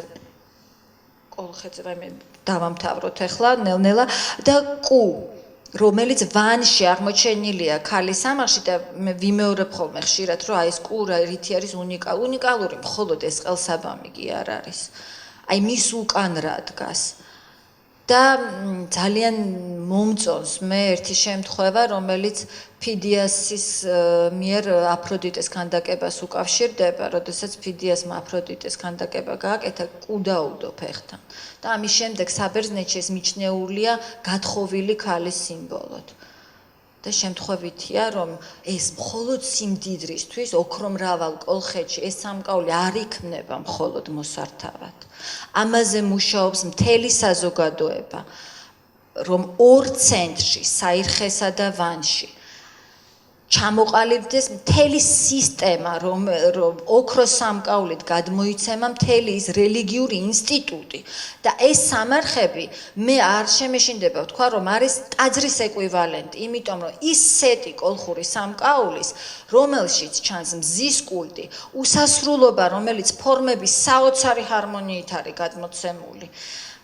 ზოომორფული სახეების ასეთი კანონზომიერი გამოყენება. და რაც მთავარია ფრინველების პირველ რიგში. და აი კუს ყელსაბამის გასაღები აქ არის, მის მშვენიერებაში კი არ არის. აი იმ ფონშია, რომელიც შეიძლება დავინახოთ სხვა სამკაულთან ერთად. ცხოველსახოვანი ფორმებით აზროვნებაში, რომელიც არის იმ სულიერი სამყაროს პირდაპირი ანარეკლი და მე არ ვამბობ, რომ იცით რა, რატომღაც ცხოველსახოვანი სტილის ოქროს ნივთები სულ სკვითებზეა ხოლმე ლაპარაკი. ჯერ გავიხსენოთ სკვითური სამყაროს იქ ძალიან რეალისტური და ხანდახან ნატურალისტურიც კი არის ხოლმე. მაგრამ აი ფორმები რეალისტურში ხა ვიგულისხმის ცნობილი სცენა, როდესაც დაჭრილს ოქროში ხა არავინ არ დაობს, რომ სკვითური ოქრო არის ცალკე ფენომენი, მაგრამ კოლხეთში ზოომორფული სტილი არის სხვა რამე. ის არის ორგანული ნაწილი მხოლოდ იმიტომ, რომ ის არის გაგრძელება იმ ტრადიციების და იმ ფენომენის, რომელიც სისტემურად შეიძლება დავინახოთ საუკუნეების მანძილზე. და აი ჩიტებზე, როდესაც ვამბობდი, რომ ფრინველები პირდაპირ არის მიჩნეული ნაყოფიერების სიმბოლო და დიდი დედის მანიამატერის ატრიბუტებად, აი ყელსაბამები რომ არაფერი თქვა და ხაიშის ცნობილი საკიდი, რომელიც რომაული ეპოქის განძში აღმოჩენილი და აი ამ კოლხური ტიპის ფრინველს თქვენ ხედავთ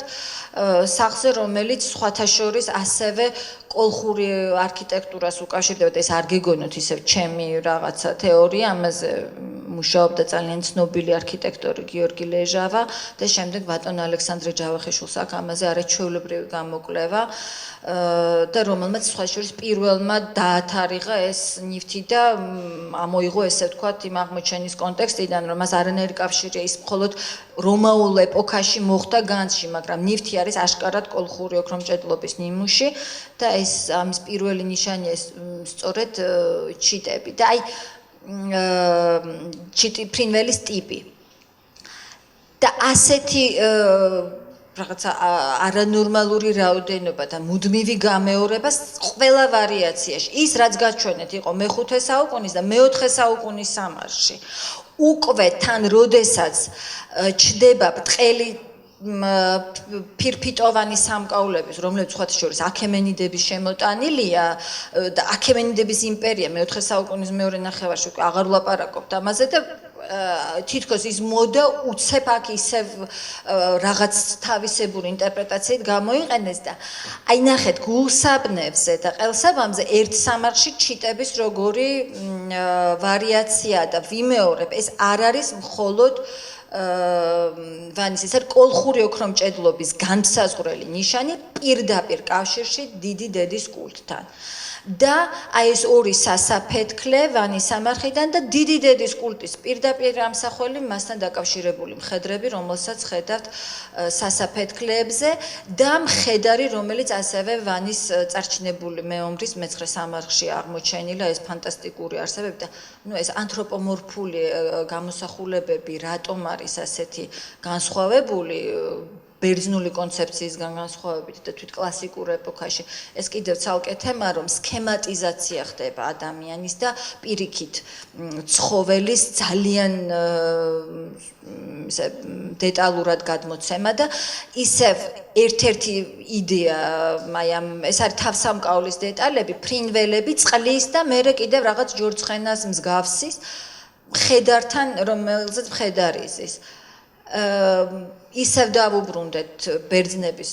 წერილობით წყაროებზე დაყრდნობით და ძალიან მოწესრიგებულ სიმბოლიკას, რომელიც დღეს ყველა სპეციალისტისთვის მიისაღებია და ქრესტომატია, იმიტომ რომ იქ წერილობით წყაროებს ეყრდნობა ეს ყველაფერი და ესეთი წყლის ფრინველები პირდაპირ აღნიშნულია, რომ არის გადამყვანი იმ ქვეყნიურ სამყაროში, ჯერ ისინი აკავშირებს წყალს და მიწას ცასთან და ამდენად უკვე გასაგებია, რატომ აირჩია კოლხმა ის თავის თავსამკაულად და ტახი, რომელიც ამ ტიპის ტახიც ასევე სტილისტურად მხოლოდ კოლხური ოქრომჭედლობისთვის არის დამახასიათებელი სამაჯურზე და აი ეს სამი მოტივი, ხარი, ვერძი უბრალოდ მაინც მინდოდა მეჩვენებინა და ერთ-ერთ ფირფიტაზე, საირხის ფირფიტაზე, რომელიც მე-13 სამარხში აღმოჩენილი ძველი წელთაღრიცხვის მე-5 საუკუნის პირველი ნახევრით თარიღდება და ეს არის უნიკალური სამარხი საირხის, სადაც ჩვენ სახეზე გვაქვს კოლხური ოქროს სამკაულის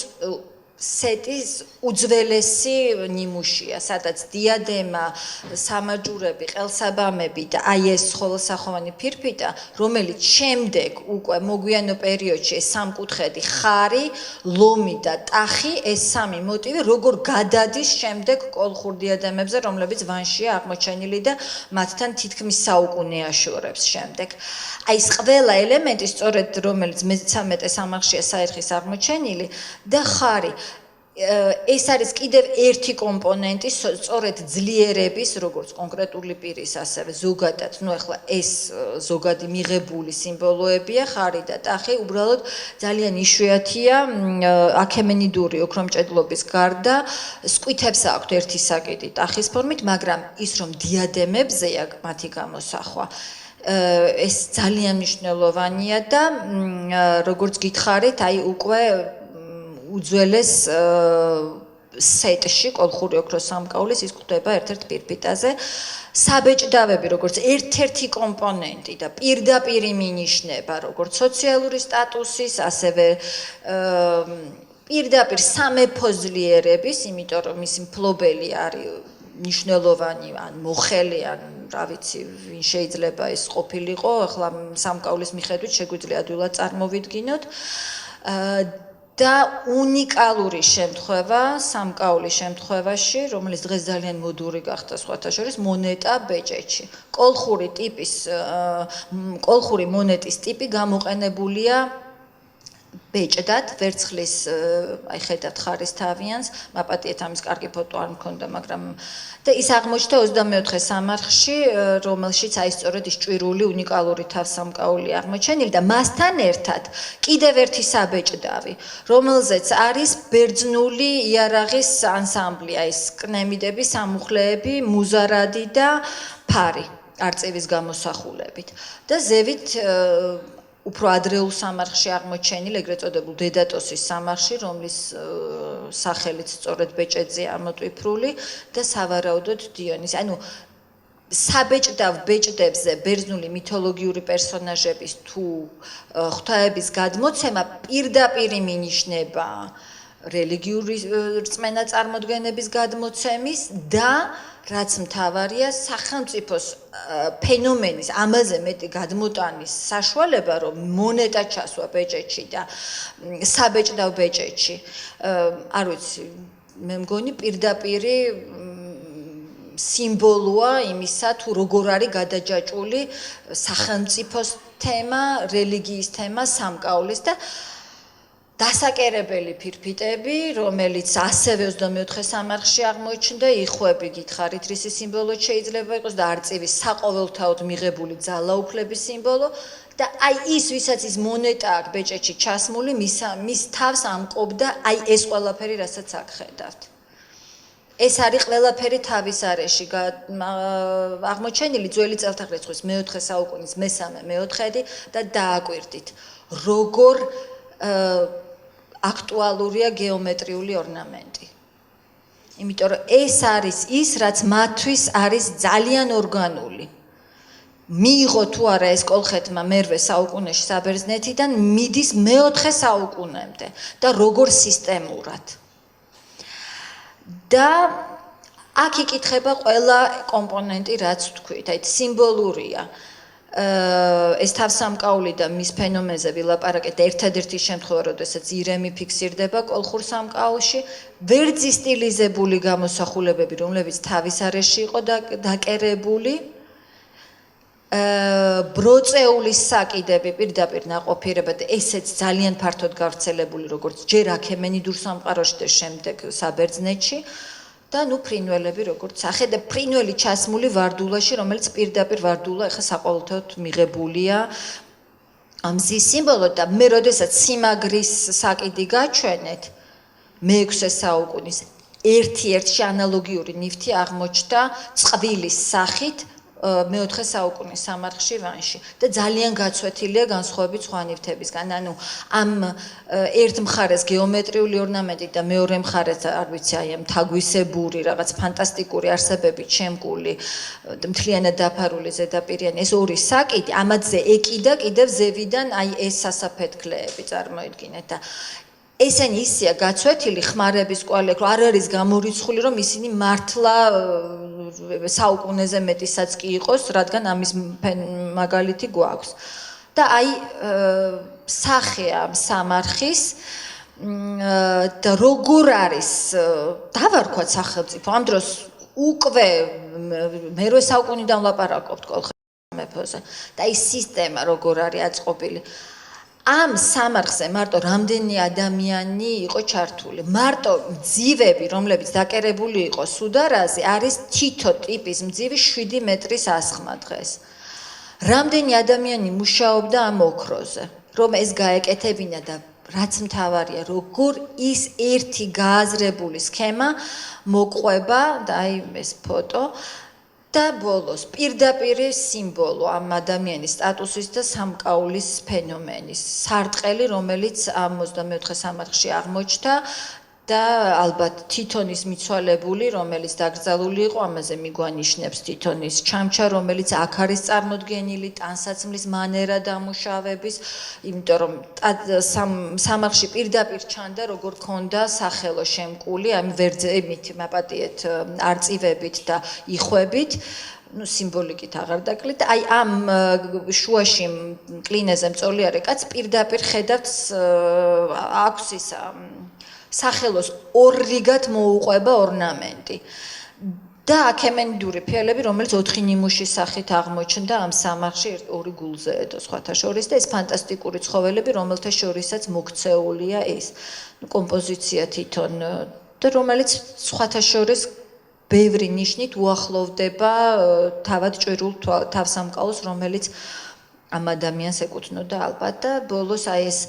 საოცარი ფენომენი სამკაულის და რელიგიის კავშირში, როდესაც წყდება მდიდრული სამარხები ვანში და ხდება ოქროს სამკაულის გამოყენება ბრინჯაოს ქანდაკებებზე, რომლებიც იმეორებენ დაკრძალვის რიტუალს და იბერიით დავამთავროთ, სადაც კოლხური ელემენტები ჩანს ახალგორის განძში და თუ კარგად დავუკვირდებით თვით აქემენიდური ტიპის წრიული საყურე რომელიც ბევრი ელემენტით უკვე მიჩნეულია რომ ის ადგილობრივად არის დამზადებული და ეს გომბეშოებიანი ყელსაბამი, ცხენები, ვარდულიანი კოლხური ტიპის სასაფეთქლეზე აი ხედავთ იმ სქემას რაც არის კოლხური ოქროსამკაულის სეტში ესე ვთქვათ არა მხოლოდ სტილისტიკით, არამედ ტიპოლოგიურად და რწმენარ წარმოდგენებითაც. აი ეს ვარდულა შემთხვევით არ არის მხოლოდ დეკორი და აი ეს სამგანზომილებიანი და სხვათა შორის ამავე განში არის აღმოჩენილი აი ეს რასაც ჩვენ ეგრეთ წოდებულ სიმდის ტაროსებურს ვეძახთ ეს აგრძელებული საკიდებიანი ყელსაბამი და თვით აქემენიდური ტიპის ლომის მსგავსი საკიდებიც განსხვავებით აქემენიდებისგან და ბერძნული ოქრომჭედლობისგან აი სწორედ ამ ახალგორის განში არის კოლხური ტიპის ყელსაბამზე, ანუ გულისხმობ ერთი და იგივე საკიდებისგან შედგენილ ყელსაბამზე გადმოცემული. და სად არის აქ რელიგიური სიმბოლიკა და დავაკვირდეთ ეს არ არის უბრალოდ ცხენები, ეს არის ის ცალრქა. რომელსაც აღარ ჩავუღრმავდები, გავიხსენოთ ბუფალოსი ალექსანდრე მაკედონელის ცხენი და შუა საუკუნეების ქალბატონ ნინოს ხედავთ ახლა ჩემგან უხერხული იქნება რომ ვილაპარაკო როგორ გადადის ის ქრისტეს სიმბოლიკაში და როგორ არის ეს ცალრქა არსება შემდეგ გადატანილი და უკავშირდება ქრისტეს სიმბოლიკას მოკლედ დარჩეთ ალექსანდრე მაკედონელის კონცეფციაში და ბოლოს იბერია ქართლის სამეფო სადაც აი როგორ შეიძლებოდა შექმნილიყო ასეთი სამეფო სამკაული ეს არის დიადემა თუ არ ექნებოდა ის წინაპირობები და აი ხარ შემიძლია არ ვისარგებლო შემთხვევით და არ თქვა რომ იბერიული ოქრომჭედლობა რომელიც განსხვავებით კოლხური ოქრომჭედლობისგან თითქოს გაუბედავდა ვიტყვი რომ იყო ცოტა მივიწყებულივიც და არ შემიძლია არ თქვა ნინოს ხედავ აქ ჭიჭინაძეს და ქალბატონი კიწი მაჩაბლის უდიდესი ღვაწლი რომ მან მოახერხა და გამოსცა გიორგი ჩუბინაშვილის ეს არაჩვეულებრივი კრებული ლექციების. მე ყოველთვის ვიმეორებ ამას, იმიტომ რომ ეს არის პირველი კონცეპტუალური გააზრება იბერიული ოქრომჭედლობის ფენომენის. და ეს წიგნი არის მართლა სახელმძღვანელო, რომ მივხვდეთ იბერიული ოქრომჭედლობა რა არის. ის იყო პირველი გიორგი ჩუბინაშვილი, რომელმაც აი დაწერა და თქვა რომ ის წითელი ქვების გამოყენება მობტყელებული სახით რომელიც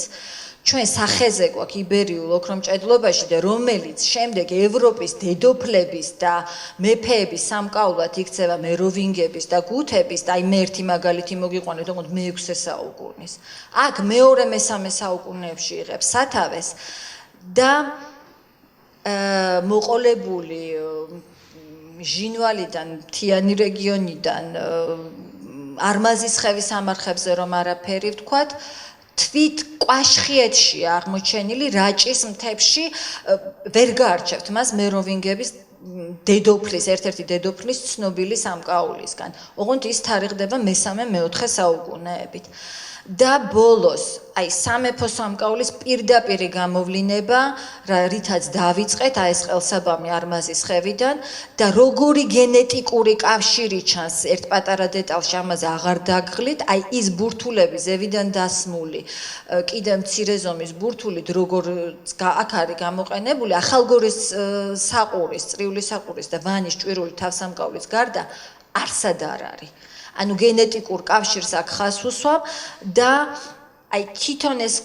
კოლოფ ესეთი მოტივია ეს ხივისებური გაშლა ცენტრალურ საკითხზე ძალიან ხშირია, მაგრამ აქ უკვე გათამაშებული მწვანე და წითელი ფერით ურეკში აღმოჩენილი ეს სარტყელი და აი უკვე ქვების გამოყენებით აქ უკვე პირდაპირ სახეზია ის სიძლიერე რომელიც არ ვიცი ოქრომჭედლობამ განსაზღვრა ის სიძლიერე სახელმწიფოსი იქნებოდა ეს და მცხეთის სახელოსნო სკოლა მარტო ოქრომჭედლობაში რომ არ ჩანს ეს უკვე ამაზე ჩემგან ლაპარაკი დღეს ზედმეტი იქნება და აი როგორ არის პირდაპირ ანარეკლი იბერიული ოქრომჭედლობა და მისი პოლიქრომიული სტილი სამეფო ძლიერების ამის მაგალითია ასპარუგ პიტიახშის ქარქაში რომელზეც მინანქრის ტიხრული მინანქრის უძველესი ნიმუშია და ისევ სიმბოლიკა სხვა შორის ხარის თავია ზედ ეს ისე ბოლოს პატარა დეტალი და აი ასევე ასპარუ პიტიახშების სამაროვანზე აღმოჩენილი ბალთები, რომელზეც უკვე წარწერები და აი იმდროინდელი მოდა რომ ეს გლიპტიკური სკოლა არის თან ჩამოყალიბებული ეს ჭრილაქვების გამოყენება სარტყელზე და რომ სამკაულით შენაჩვენებ შენ დინასტიის სახელს გადმოსცემ და აი აქაც აი ისევ ის ასოციაცია სხვათა შორის სპირალების და ქვების კომბინაციის რომაულ ეპოქის სამკაულზე ამას იშვიათად ნახავთ სხვათა შორის და მით უმეტეს ასე სისტემურად აი ყველა კომპონენტი იმ დროს რაც იყო წამყვანი და რაც მათ მემკვიდრეობით ერგოთ ფილიგრანის გამოყენებით თან აი აქაც ხედავთ თქვენ ეს არის ერთ-ერთი იშვიათი ნიმუში რომაულ ეპოქაში, როდესაც აი მემკვიდრეობითობა ჩანს ოქრომჭედლობის ტრადიციების და დიდი მადლობა მაპატიეთ მე მგონი გამიგრძელდა. უღმესი მადლობა მინდა ნინოს მოვახსენო რაღაცა ვითავე ახლა მე რახან მომწყობი გოგონა რაღაცა აღარ ჩანს ამ მასალის ეს მასალა არავისთვის არ არის სიახლე აქ დამსწრეთათვის მაგრამ რა ვიცი აი კიდევ ერთხელ უღმესი მადლობა ჯერ მარტო წიგნისთვის, შემდეგ ამ არაჩვეულებრივი პრეზენტაციისთვის და კიდევ ერთხელ გამოჩნდა რამდენი რამ ვიცით, რამდენი რამ არ ვიცით, რამდენი რამ არის კიდე გადასააზრებელი. აი მართლა გულწრფელი მადლობა მინდა გითხრა, იმიტომ რომ აქცენტები იყო არაჩვეულებრივად კარგად დასმული და აი ის რაც მართლა ხო რაღაცა ქრესტომატიული ნივთებია მართლა რითაც გავიზარდეთ, მაგრამ აი მართლა შენი ამ პრეზენტაციით კიდე როგორი აი სხვა პლასტი უფრო ფართო კონტექსტიც გამოჩნდა, მაგრამ აი ძალიან მომეწონა ზუსტად აი კონცენტრაცია, აი რაც არის მთავარი, თითქოს ზედაპირზე არის, მაგრამ იმავდროულად რაღაცა სხვა სიღრმე და სხვა განზომილება მიანიჭა შენმა ამ გამოკვლევამ და დღევანდელო პრეზენტაციამ. და სხვათა შორის აი განსაკუთრებით მემკვიდრეობითობაზე ისევ მეშვა საუკუნეები რო არ წამოვიდე ცოტა აქეთ. ხო, არაჩვეულებრივად საინტერესო იქნებოდა სხვათა შორის აი რაც ვასწავლი, არ ვიტყვი რამდენი წელი, აი სულ მინდა რომ ბავშვები რაღაცნაირად დაინტერესდნენ ცოტა კი ბატონო არქიტექტურა, მონუმენტური მხატვრობა, მაგრამ აი ამ ეს რომ მთელი სამყაროა, აი რაღაცნაირად არაჩვეულებრივად კარგი იქნებოდა თუ ვინმე დაინტერესდება ხო, აი ეს მემკვიდრეობითო სხვათა შორის ახლა აღარ გავაგრძელებ სიტყვას, თუნდაც აი ეს ფერადოვნება, ეს პოლიქრომია, მერე როგორ ჩდება ოქრომჭედლობაში. ანუ ალბათ ნინო, ახლა თქვენ კონკრეტულად არ მოგმართათ, ალბათ ზოგადად არა, აი იმის თვალის გადევნება, თუნდაც თვითონ ხანდაკებლობა შეგვიძლია დავარქვათ, ხო, იმ პატარა ფიგურებს, ნუ აი საოცრებაა მართლა. და მერე რა ხდება?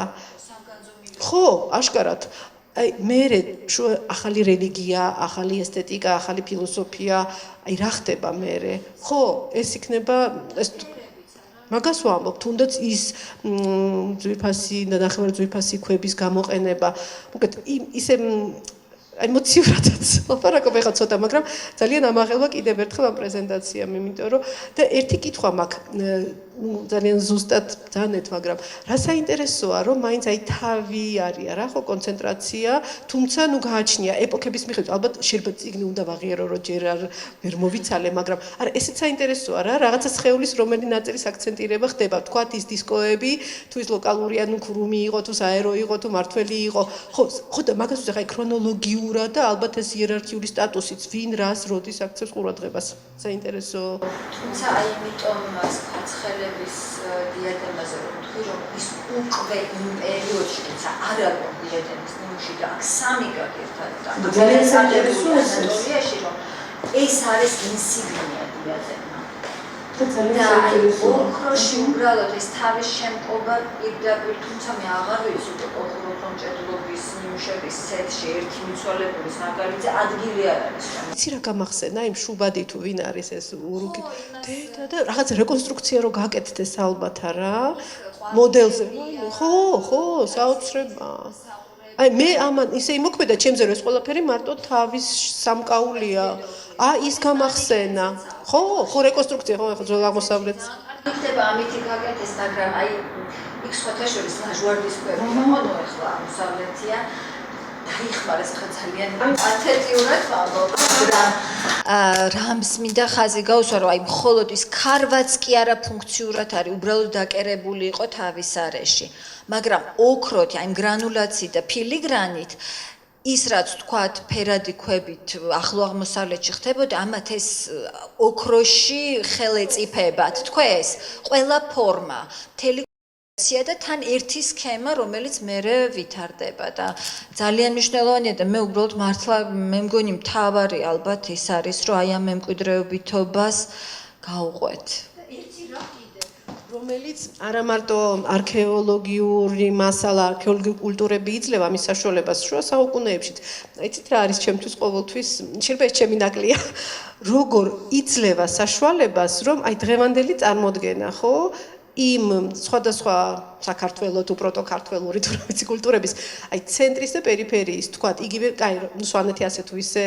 რეაბილიტირებულია თუნდაც რაჭა არა როგორ იყო ჩართული ყველა და აი იგივე კავშირ ურთიერთობისთვის ჩtildeოეთი კავკასია თუ აღმოსავლეთია ისევ აი თუნდაც ამ მასალის მაგალითზე ესე ძალიან კარგად აჩვენე ხო რომ და ეს და დღეს რა თბილისი ყველაფერი და ანჩეთ პერიფერია მე ვამბობ გეოგრაფიულად პროვინცია არამც პროვინციალიზმის გაგებით არ ვამბობ როგორ აი იცვლება მთელი ლანდშაფტი ამ კულტურული ურთიერთობების საერთოდ აი გენერაცია ხო გინდა იდეების გინდა პრაქტიკულად ხელოსნობა არ მინდა დავარქვა ხელობა თქვათ ხო არაჩვეულებრივი მოგეთ კომპლიმენტები და მომავალი წარმატებები და მართლა ძალიან დიდი მადლობა ესეთი ინტერესისთვის და მოთმინებისთვის